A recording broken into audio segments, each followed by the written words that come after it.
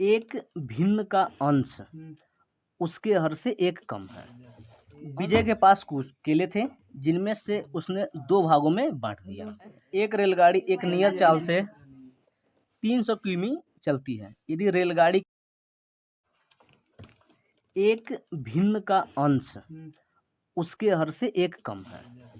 अंश जो है हर से एक कम है। माना क्वेश्चन नंबर कितना है? क्वेश्चन नंबर है 14। ठीक है। माना हर बराबर यक्स। ठीक है। तो अंश कितना होगा? अंश। अब अंश कितना होगा? देखो, भिन्न का जो अंश है हर से एक कम है, यानी कि हर यदि यक्स है तो अंश कितना हो जाएगा? X minus 1। ठीक है। फिर बोल रहा है यदि अंश व हर दोनों में 3 जोड़ दिया जाए। केस 1 यहीं पे खत्म हो गया हमारे पास। केस 2 बोल रहा है, यानी कि अंश और हर में दोनों में हम 3 जोड़ दें, यानी कि यहाँ सीधा केस 2 चल रहे हैं। ठीक है। केस 2 तो हर कितना हो जाएगा? इसमें भी 3 जोड़ना है और अंश में भी 3 जोड़ना है। अंश कितना है? यक्स माइनस 1 है। इसमें 3 जोड़ो, कितना हो जाएगा? या यक्स प्लस 2 हो जाएगा। अब जो भिन्न बन रहा है, भिन्न बनेगा कि नहीं? भिन्न बराबर अंश बटे हर होता है। अंश कितना है? यक्स प्लस 2 और हर यक्स प्लस 3। क्वेश्चन में बोल रहा है अब ये जो भिन्न बन रहा है ना, देखो यहाँ पे जोड़ दिया जाए तो वह भिन्न मूल भिन्न से 3/28 अधिक हो जाती है। यानी कि यह जो आ रहा है ना, अच्छा मूल भिन्न कितना हो जाएगा? मूल भिन्न बराबर अंश यक्स माइनस 1 और हर कितना है? यक्स। इन दोनों का डिफरेंस यानी मूल भिन्न जो अभी ज्ञात किए हैं, इन दोनों का डिफरेंस कितना है? 3/28 है। करते हैं, यानी कि 1 मिनट ये भी देख लें। अच्छा, यह अधिक है, यानी कि यह जो अभी हम नया भिन्न ज्ञात किए यह अधिक है पुराने भिन्न से, यानी कि नया भिन्न माइनस यक्स माइनस 1/x कितना है? दोनों का डिफरेंस 3/28। 3/28 करते हैं सॉल्व। क्रॉस मल्टीप्लाई करेंगे तो x plus 2 into x minus 1 bracket में x plus 3 divided by x कोष्टक में यक्स प्लस 3 इक्वल टू 3/28। ठीक है। करते हैं, गुणा करेंगे, इसमें हो जाएगा x square plus 2x minus x square. अभी यहाँ कोष्टक लगा के रखो क्योंकि चिन्ह बदलना पड़ेगा। एक्स स्क्वायर करेंगे तो यहाँ पे 3x, इसको करेंगे तो माइनस यक्स, इसको करेंगे तो माइनस 3 अपान ये हो जाएगा यक्स स्क्वायर प्लस 3 यक्स बराबर 3/28। यक्स स्क्वायर प्लस 2x, इसको करेंगे तो माइनस यक्स स्क्वायर, ये हो जाएगा कितना? 2x। अब माइनस चिन्ह इधर से आ रहा है, यानी कि इसको कर देंगे माइनस 2x। ये माइनस है, माइनस यहाँ से आ रहा है तो ये हो जाएगा प्लस 3 अपान यक्स स्क्वायर प्लस 3x बराबर 3/28। इस यक्स स्क्वायर से यक्स स्क्वायर कट गया, इससे यह भी कट गया। ठीक है। यानी कि 3 यक्स स्क्वायर प्लस 3x बराबर 3/28। यह 3 से यह 3 कट गया ना, यानी कि 28 बराबर x square plus 3x। Standard कर लेते हैं इसको। X square plus 3x minus 28 बराबर 0। गुणा करने पे 28 और घटाने पे 3 है कोई संख्या? 7 और 4 है। 7 में 4 गुणेंगे 28, 7 में 4 घटाएंगे 3, यानी कि x square plus 7x minus 4x ना, तभी 3 आएगा। 4x माइनस 28 बराबर 0। यहीं पे कर देते हैं, जगह थोड़ा सा। x कॉमन ले लेंगे इसमें से तो x प्लस 7 बचेगा, यहाँ से माइनस 4 कॉमन ले लेते हैं, x प्लस 7 बचेगा बराबर 0। ठीक है।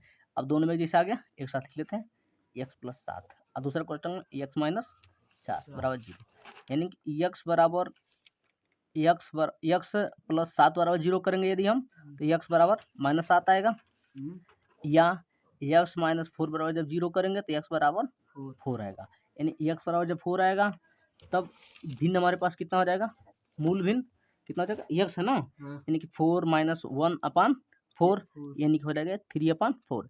या तो आंसर यह आएगा, या तो यदि x बराबर हम -7 रखेंगे आया है ना। एक्स और माइनस सेवन, -7 अपान -7 कितना हो जाएगा, -8 अपान -7, माइनस माइनस कट जाएगा, यानी कि 8 अपान 7। या तो भिन्न वो 3/4 था, या तो भिन्न 8/7। क्वेश्चन दिया है, विजय के पास कुछ केले थे जिनमें से उसने 2 भागों में बांट दिया। प्रथम भाग को उसने 2 रुपये में 3 केले के हिसाब से बेचा तथा द्वितीय भाग को प्रति रुपया 1 केले के हिसाब से बेचा, यानी कि 1 रुपये में 1 केला बेचा, तब उसे 400 रुपये प्राप्त हुए। यदि वह प्रथम भाग को प्रति 1 रुपया केला के हिसाब से बेचता तथा द्वितीय भाग को 4 रुपये प्रति केले के हिसाब से बेचता तो उसे 460 रुपये प्राप्त होता। विजय के पास केलों की संख्या बताइए। ठीक है, अब इसको विजय के पास कुल केलों की संख्या याद करना है, तो हम ऐसे डायरेक्ट नहीं याद कर सकते हैं। इसको सबसे पहले मान लेते हैं। क्वेश्चन नंबर 2 था ना। ठीक है, देखो, माना प्रथम भाग में केलों की संख्या बराबर x। ठीक है, और फिर द्वितीय भाग में केलों की संख्या बराबर y। ठीक है, अब क्वेश्चन पढ़ते हैं। लिखा है प्रथम भाग में, देखो, प्रथम भाग को उसने 2 रुपये में 3 केले, 2 रुपये में 3 केले, तो बताओ वो 3 केले कितने बेचा, 2 रुपये में। देखते हैं केस 1 के अनुसार, बहुत हिसाब से समझना पड़ेगा। 3 केले का मूल्य क्या था उसके लिए, जो बेचा है बेचने के लिए 2 रुपया। हमने तो यक्स केला माना है ना, तो 1 केले का पहले याद करना पड़ेगा कि नहीं, यानी कि 1 केले का मूल्य बराबर 2/3 रुपया हुआ कि नहीं।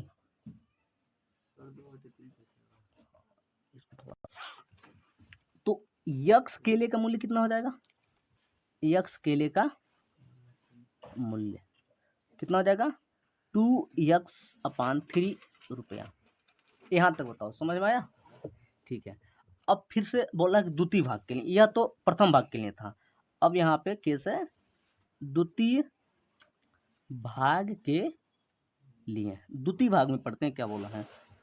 द्वितीय भाग को प्रति रुपया 1 केले के हिसाब से बेचता है, यानी कि 1 रुपया में 1 केला, यानी कि 1 केले का मूल्य, 1 केले का मूल्य बराबर 1 रुपया।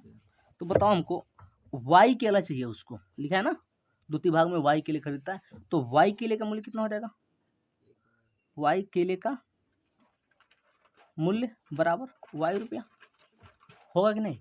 अब क्वेश्चन में बोला है यहाँ पे, देखो कि जब इस हिसाब से बेचता तो उससे कितना रुपये प्राप्त होते हैं, 400 रुपये प्राप्त होते हैं।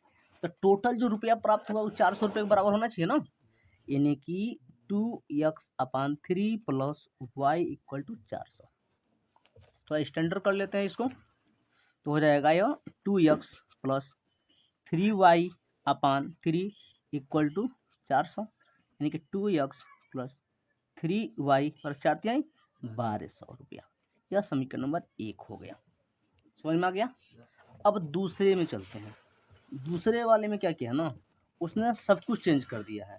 बोला है यदि वह प्रथम भाग को 1 रुपये के हिसाब से बेचेगा, प्रथम भाग को 1 रुपये के हिसाब से, तो प्रथम भाग कितना है, यक्स केले हैं, यानी कि यह प्रथम भाग, यह केस 1 था। अब यहाँ पे हम चलते हैं केस 2 में। केस 2 में बोल रहा है कि प्रथम भाग को 1 रुपया में 1 केला। ठीक है, तो यानी कि यक्स केला का प्रथम भाग में कितना था, अच्छा यक्स मान है ना प्रथम भाग के लिए, यक्स केले का मूल्य कितना हो जाएगा, का मूल्य यक्स रुपया। ठीक है, अब फिर आगे बोल रहा है इसमें द्वितीय भाग को 5 रुपया में 4 केले, 5 रुपया में 4 केले, यानी कि हाँ 4 रुपया ना, 4 रुपया में 5 केले, यानी कि 4 रुपया में किलो की संख्या कितना दे रहा है, 5 केला। तो एक केले का मूल्य कितना हो जाएगा? एक केले का मूल्य 4/5 रुपया होगा ना। हाँ, अब हमने द्वितीय भाग में माना है केलों की संख्या y है, तो y केले का मूल्य बराबर कितना हो जाएगा? 4/5 इंटू वाई रुपया। अब द्वितीय भाग को बेचने के बाद उसको मिला 460 रुपया, क्वेश्चन में दिया है ना, यानी कि x प्लस 4/5 वाई बराबर 460 रुपया। इसको भी थोड़ा स्टैंडर्ड कर लेते हैं, ऐसे करेंगे हो जाएगा 5x plus 4y equal to, गुणा हो जाएगा इधर 0, 4 6 5 30, 3 4 5 20 3 23, यह हो जाएगा समीकरण नंबर 2। अब समझ में आया। अब समीकरण 1 और 2 को देखो, दोनों समीकरण 1 में लिखा 2x plus 3y equal to 1200 रुपये, और समीकरण 2 है 5x प्लस 4y 2300।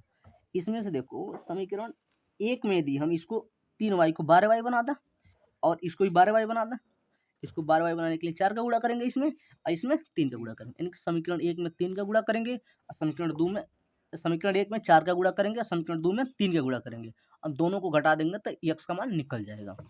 करें, यानी कि समीकरण 1 में 4 का गुणा करें फिर माइनस करते हैं, समीकरण 2 में हम 3 का गुणा करके, समीकरण 1 में जब हम समीकरण 1 में 4 का गुणा करेंगे तो कितना है? 4 दूनी 8x प्लस 4 3 12y बराबर 0 0, अब 12 चौको 48, इसमें 3 का गुणा करें 5 3 15x प्लस 4 3 12y बराबर 0 0, 3 3 की 9 और 3 दूनी 6। कोई दिक्कत है? घटा देते हैं, माइनस माइनस माइनस, ये कट जाएगा। अब 8 में से 15 जाएगा, कितना बचेगा? -7x बराबर, इसको घटाओ, ये तो 0 0 हो जाएगा, और 9 में से जब 8 जाएगा तो 1 बचेगा, और 6 में से 4 जाएगा तो 2 बचेगा, माइनस का आएगा, माइनस माइनस कट गया, 7 से काटो 7 3 21 0 0, यानी एक्स बराबर कितना आ गया? 300। अभी कुल केलों की संख्या नहीं निकला है, अभी क्वेश्चन बाकी है। इसको हम समीकरण 1 में पुट करते हैं, किसमें भी पुट कर सकते हैं, 1 में हम पुट करते हैं। समीकरण 1 क्या है हमारे पास? 2x plus 3y equal to 1200, इसमें x बराबर 300 पुट करते हैं, 300 पुट करेंगे तो कितना? 2 इंटू 300 प्लस 3y बराबर 1200, कितना हो जाएगा? 3 दूनी 6, यानी कि 3y बराबर 1200 माइनस 3 दूनी 600, यानी कि 3y बराबर 600, यानी कि 3 दूनी 6 200, यानी कि y बराबर कितना हो जाएगा? 200, यानी कि द्वितीय भाग जो बांटा है, द्वितीय भाग में केलों की संख्या 200 और प्रथम भाग में 300, कुल केले की संख्या कितना हो जाएगा? कुल केलों की संख्या बराबर x प्लस वाई, x कितना है? 300, y कितना है? 200, जोड़ दो, कितना हो जाएगा? 500। केलों की कुल संख्या कितनी है?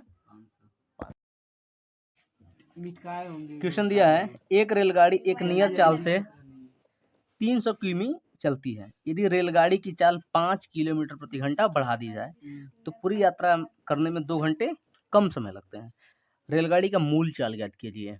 कुछ मूल चाल रहा होगा, किसी की भी चाल यार जब बढ़ जाएगा तो समय तो कम ही लगेगा ना, वही काम इसमें किया है, तो मूल चाल ज्ञात करना है। मान लेते हैं,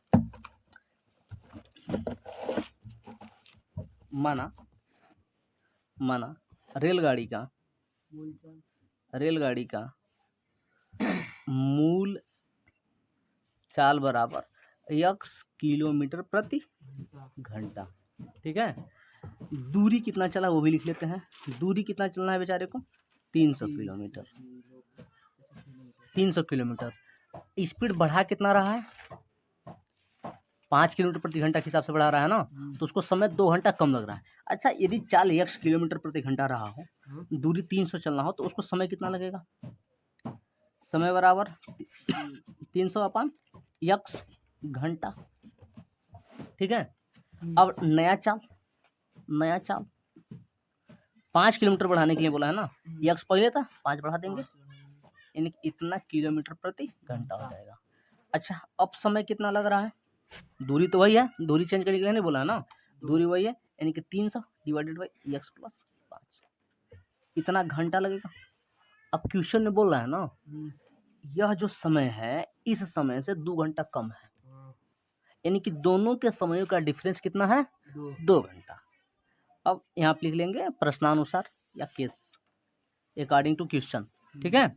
दोनों के समयों का अंतर कितना है? 2 घंटा, यानी कि 300/x minus 300/x plus 5 equal to 2 घंटा, ठीक है। 300 दोनों में कॉमन लेते हैं, 300 कॉमन हो जाएगा, 1/x minus 1/x plus 5 equal to 2।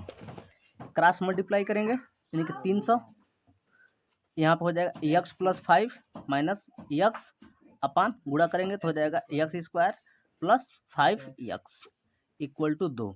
इस x से यह x कट गया कि नहीं? गुणा करो, 5 तिहाई 1500 अपान x स्क्वायर प्लस 5x बराबर 2। 2 से इसको काट लो, 2 सत्ते 14, 1 2 5 10 0।